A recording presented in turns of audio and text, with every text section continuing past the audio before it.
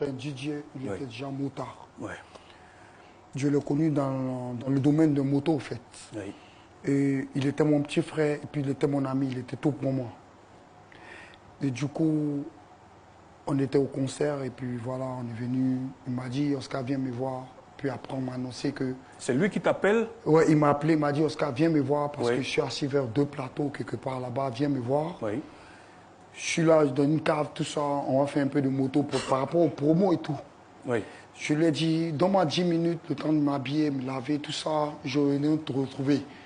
Donc le temps de me laver, tout ça, j'étais dans la douche, et puis Bouma m'a appelé, me dit, Oscar, viens vite, Arafat, t'es tombé en moto. Il dit, non, c'est pas possible, parce que je peux pas croire à ça, parce que qu'est-ce qui s'est passé? Il m'a dit, démarre ta voiture vite fait, et puis tu viens. Donc je me mets dans la route directe, je suis venu, j'ai trouvé mon frangin qui était couché par terre, Oui. puis j'ai vu sa moto à côté. Franchement, il était abîmé. Puis le policier m'a dit, tu restes pour le constat, puis après tu le retrouves à l'hôpital. Arrivé devant l'hôpital, Oui. j'ai forcé pour rentrer, puis j'ai vu mon ami dans un état critique bizarre. Ça m'a fait du mal parce que... D'accord, mais vous en avez l'habitude. La moto, vous en avez l'habitude. Je faisais de la moto, Oui. parce que toute la folie d'Arafat par rapport aux motos et tout, Oui. vient de moi. Ok. Tu es un peu son formateur. Voilà, son formateur et tout. Oui. À un moment, il avait dit qu'il arrêtait, il ne voulait pas arrêter, il va arrêter, il ne voulait pas arrêter. Ça m'a fait bizarre. Ok. Et puis, ces derniers temps qu'il est quitté à Paris, il est revenu, il a acheté 2 motos, et puis il ne m'a pas dit, il m'a fait une surprise. Je suis arrivé dans son garage, j'ai vu les 2 motos. Oui. Puis il m'a dit, Oscar, voilà, il vient d'acheter les 2 motos, j'ai fait encore de la moto. Ok. D'accord. Le Duc, tu étais avec Arafat? Pour ma part, en fait, Arafat, on ne s'est pas vu le même soir. Oui. J'ai été appelé très rapidement. On me dit, ton petit vient de faire un accident, mot pour mot. Oui.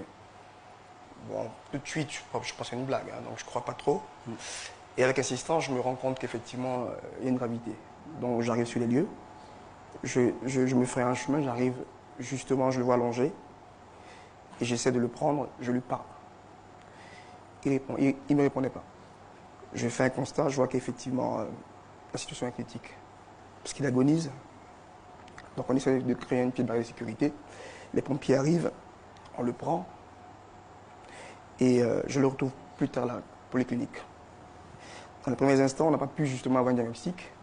J'ai réussi à approcher le médecin qui me dit ouvertement, le pronostic vital est engagé, très sérieusement engagé. Et là, je comprends que nous sommes en train de perdre un monument. Voilà. D'accord.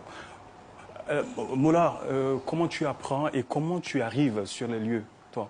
Alors moi, on est dans une soirée privée avec une personnalité politique et il y a mon petit frère qui m'appelle pour me dire je suis sur un lieu d'accident. Arafat vient d'avoir un accident. Je dis il y a qui à côté? Je dis c'est des accidents là encore, vas-y. Il dit non, c'est très sérieux tout ça. Je demande en fait aux équipes qui sont là de le ramener à la polyclinique. Automatiquement, on apprend, j'informe les autorités du pays, dire que c'est sérieux parce qu'on me fait un retour pour me dire que c'est super sérieux. Et donc tout de suite, les autorités s'engagent à faire en sorte que toutes les charges... Il a été pris en charge. Il a été pris en charge automatiquement, à la minute. Ce qui était humainement possible a été fait. Non, ça c'est évident, c'est une évidence, c'est-à-dire à la minute, et je l'ai même dit. Je l'ai même communiqué sur mes réseaux.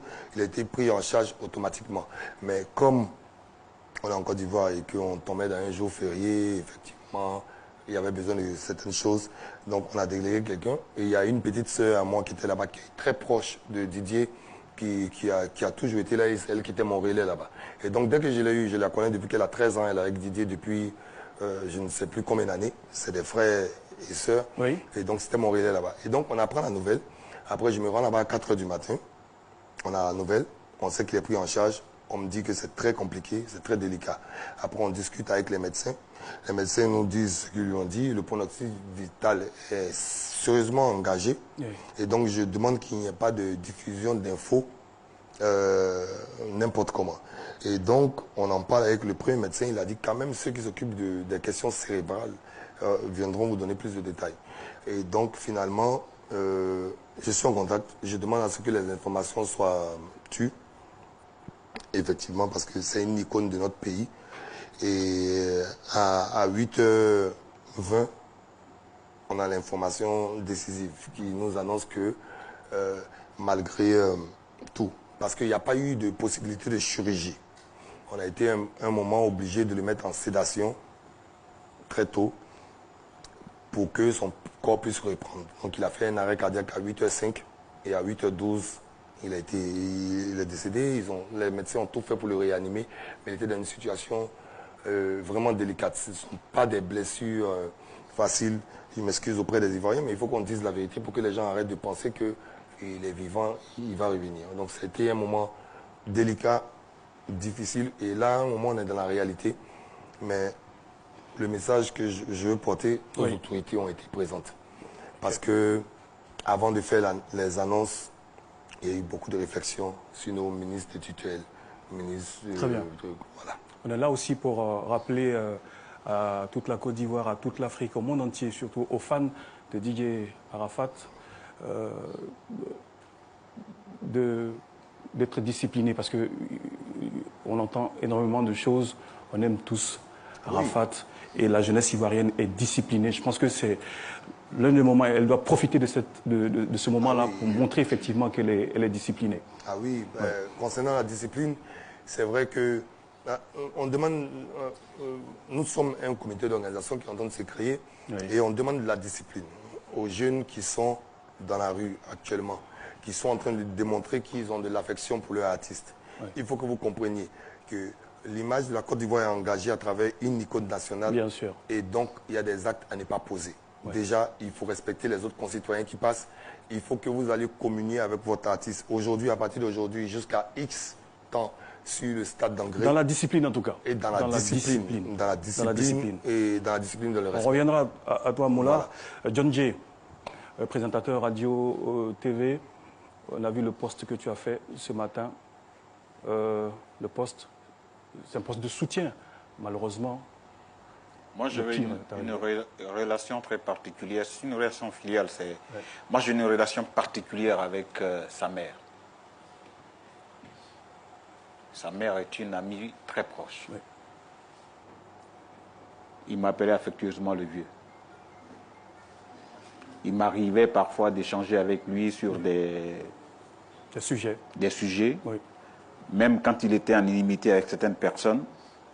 Il allait prendre conseil auprès de toi, moi. Comme nous tous nous le faisons. Voilà. Ouais, auprès de toi. Ouais. Alors, je voulais dire bravo et merci à la RTI de lui consacrer ce temps. Oui. Il est un phénomène. Oui. Il a su mettre l'histoire de notre vie en musique. Il a tracé son mouvement auquel ont adhéré des milliers de jeunes. Oui. Il avait un impact indescriptible que nul ne pouvait arrêter. On peut ne pas l'aimer, mais il était impossible d'arpenter une rue en Côte d'Ivoire sans qu'on ne vous parle de Arafat Didier. Issu d'une famille modeste.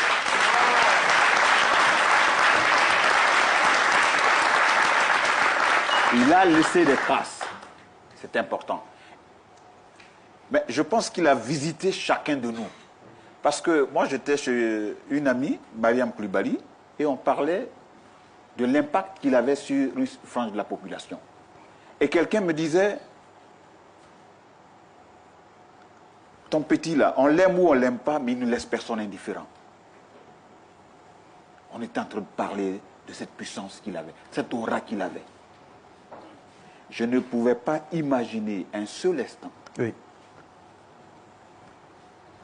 que le maître du temps et des circonstances aurait décidé autrement.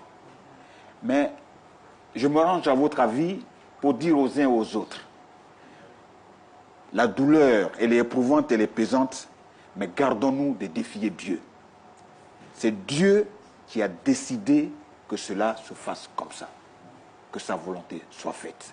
Faisons en sorte que son âme repose en paix et pensons donc à ses amis, passons à tous ceux... À sa famille. À sa famille, à ses enfants. Oui. Et nous n'allons pas refaire le monde. Chacun de nous va y passer. Mais allons à l'essentiel. Rendons-lui l'hommage qu'il mérite. Il est venu comme un héros. Il a parlé de moto. Il a rendu hommage à un de ses amis qui s'appelait Jonathan. Et lui, il repart chez Dieu suite à un accident de moto. Ouais. C'est... Tout est écrit là. Tout est écrit. Oui, tout est écrit. Donc prenons acte Oui. et prions pour le repos de son âme. c'est tout, que Oui. sa volonté soit faite. Merci beaucoup John Jay, je sais que tu es très très pris. Voilà, on va te libérer, mais seulement je voudrais que tu regardes avec nous en 2 minutes et demie un condensé de la carrière d'Arafat DJ. C'est extrêmement long, mais pour les besoins de la cause, on a fait cet élément. On regarde et après, on revient en plateau. De son vrai nom, Ange Didier Huyon, Didier Arafat, parfois appelé Yorobo, commandant Zabra Saotao le dictateur et récemment le Daeshikan, est né le 26 janvier 1986 à Yopougon. Chanteur, compositeur, producteur, arrangeur, Didier Arafat a eu sur la culture musicale ivoirienne une influence considérable. Retour sur un vécu qu'on pourrait comparer à celui d'une étoile filante.